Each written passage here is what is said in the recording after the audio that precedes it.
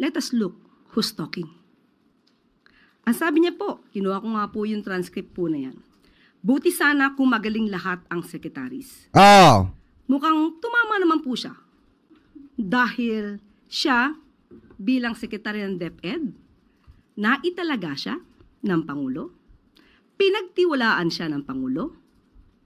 Pero sa bandang huli, aamin pala ang Vice Presidente na siya ay walang kaalam-alam sa pagiging DepEd Secretary. Tama. So, totoo po yan.